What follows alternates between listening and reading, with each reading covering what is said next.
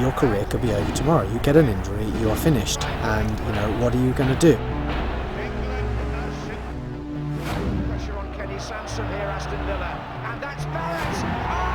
Once you finish with your sport, you're outside that cocoon now. Oh, this is just a downward spiral.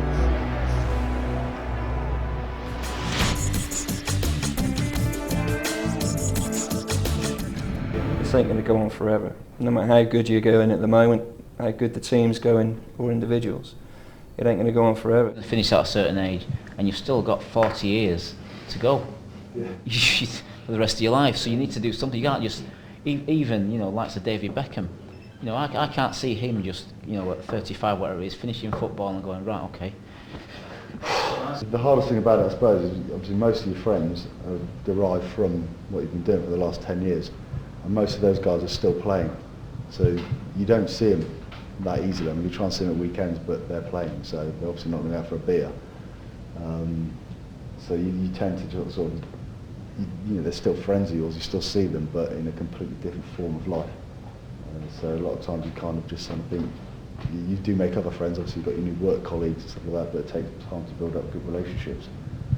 And that's the hardest change. That's what I found hardest when I finished playing was, so focused and achieving what you wanted to achieve, your goals, and then all of a sudden it was like, I spent 3 months looking around for a job, and I was like, total focus had gone, and I sort of drifted a little bit, and I found myself wandering around the streets, got Starbucks, reading the newspaper. What am I doing? It's completely different playing professional sport. You travel, the lifestyle, the money perhaps, what your expectations are when you're out socialising, completely different. And you suddenly hit a brick wall when you finish.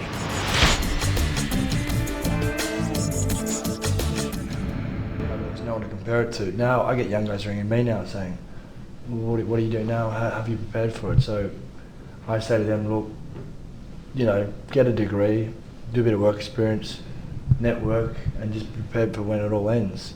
I'm saying not being negative. You may play to 35, that's great, but have something ready. You get a kid from at either 18 or 21 with all the technical ability, but he's mentally immature or not fully developed, and it's what they do outside sport or with the time when they're down away from actual playing that'll help them deal with issues later in life, whether it's further in the career or out in a working career. And there's very little of that. Certainly the older coaches maybe I played with at the beginning of my career are now coaching in cricket, and I think it's an old school of I had it hard, so you'll have it hard, negativity, and not really looking at the mental aspects of what makes a guy tick. Obviously with rugby now, the way rugby's going, less and less guys are going to university. Historically, it's always been, you finished school, you went to university, you carried on playing rugby because rugby was more about, you needed to mature more as a person, and because of the physical size you need to be to play rugby. And then, you kind of went on and started playing, depending on how good you were, depending on how quickly you broke into like these first teams. And but as we're progressing, the guys are starting to play younger and younger because they're hitting the weights a lot earlier. These guys might have to wait until the end of their careers before doing that, and that's going to jeopardise, because only you've got a very small window when you finish playing before you're quite quickly forgotten. I've had to get back into education 16 years later because football had to work for me. There was no not working. It had to work for me, and that was it. So I was tunnel visioned about it. And I think that the problem with the young kids today is that you're going to get kids who think they've got to just think about football or rugby or cricket for them to be successful. Now, I was one of them. That's all. I only had eyes for football because it had to work. Coming from a small town, Rochdale, I wanted to not get out of there, but it doesn't sound good about Rochdale. But I wanted to do something. I wanted to, look at the wider world, and I knew football could do that. So it had to work, and that was me focus, me drive. That this has got to work. I don't care what. If I could go back, I'd tell young kids to maybe go out and work one day a week instead of playing golf twice a week like we used to. Like wilderness years where you played rugby, what were you doing in your spare time? Besides education, watching Sky TV, watching a lot of good golf games. Besides education, there was no transferable work skill And I know everything in an office is pretty idiosyncratic, and you learn everything on the job, and you could still keep your sort of finger on the pulse and do one day or even a fortnight. I should have done it at a stockbroking firm in Newcastle. I got approached a few times and I said, no, I'm playing golf, I'm whatever. It helped having a degree. I wasn't good enough to play the sport I wanted to play at 18, so I took the next best thing and went to university, got a degree, improved my sport there, played for 10 years, journeyman player probably, tried my best, enjoyed it, and realised it was going to come to an end at some stage, and went abroad for 6 months to get it out of my system, a bit like what Earl said. I found it hard the first year, missed the physical competition, and then found something else to replace that. So computer courses, finding out what skills what things I enjoyed doing, and then found a job, and then retrained to do the job.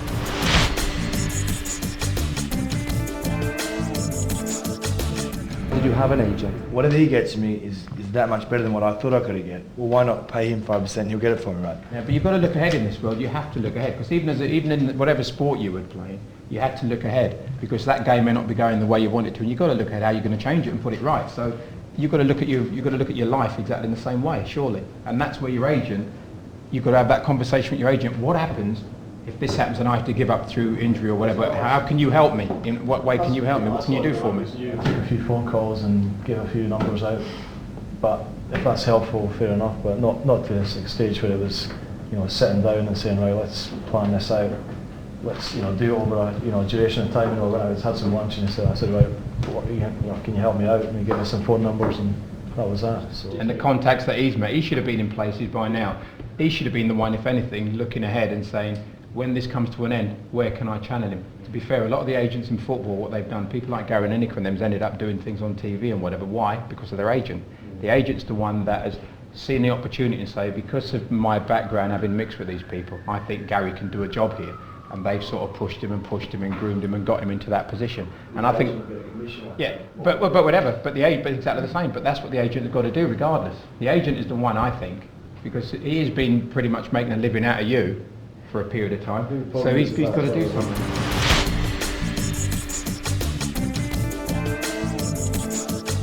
The guys who were doing other things, whether it's just like visiting an employer once a month or doing a degree or part-time, they were the guys performing, even when they'd had a couple of bad games over them, but they were able to motivate themselves because they could get away from the game and do something else. Whatever rocks your boat, really, just transfer it into something else and use that same focus that you did for sport in something else and go with that. And I think, I think sportsmen are always going to be successful, because if they're successful in sport, they're going to be, and they use that same drive and focus. I think it'll work. The younger lads who get an opportunity, they want to live the here and now, such as I did.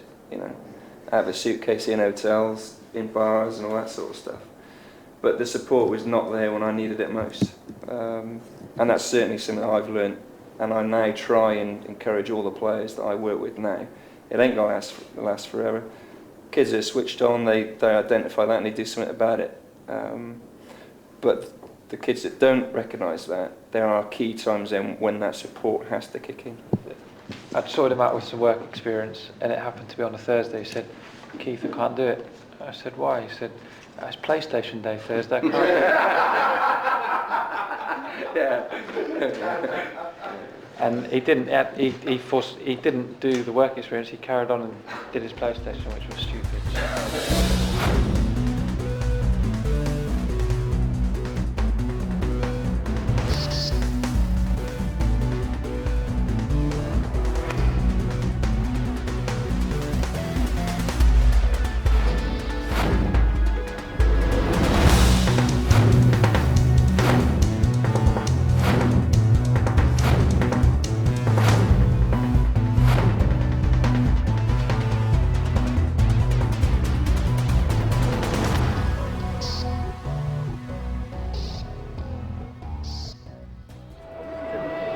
I was fortunate to get a chance in the career I've chosen, and obviously now I've got to make it happen. It's the same with rugby. You might get a contract somewhere, but unless you prove what you can do on the field, you won't get another one.